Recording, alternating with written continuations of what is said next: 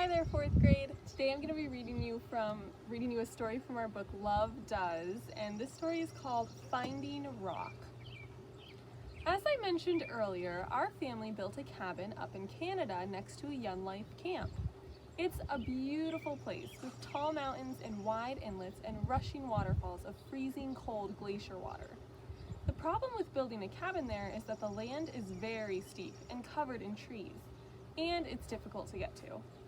We first drew a picture of what we wanted the house to look like, but then we needed to make a big flat spot for the house to sit on.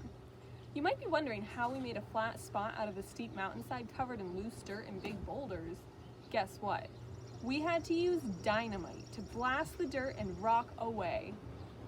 I always thought dynamite would work the way it does in the movies, with an exciting trail of flames racing down a long string attached to the dynamite and then a huge explosion. It doesn't always work that way though.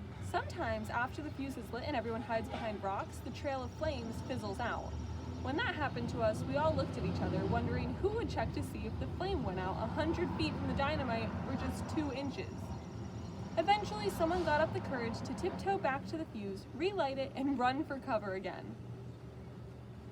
After the dust settled from the explosion, do you know what we found buried underneath all of the dirt and moss and loose stones? Solid rock. This is what we wanted to build our house on. Jesus was a carpenter, so when he talked about building houses, people listened to him.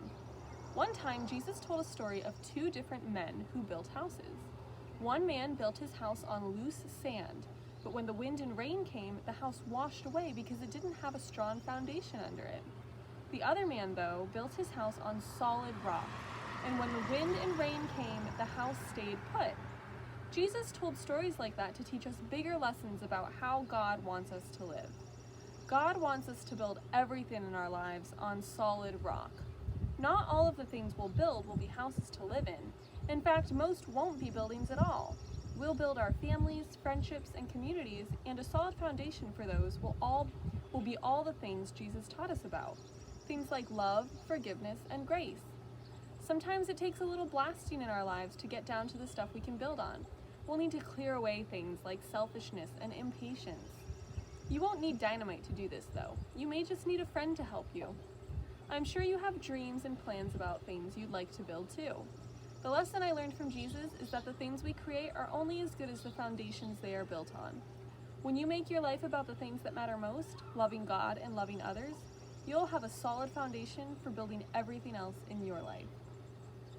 So 4th grade, today I want you to think about how you have been building your foundation and how you have been, whether or not you've been building your foundation on solid rock or on sand that kind of is uneven and makes your building topple. You can also think of the story of the 3 little pigs and how one pig builds his house from straw, one pig builds his house from,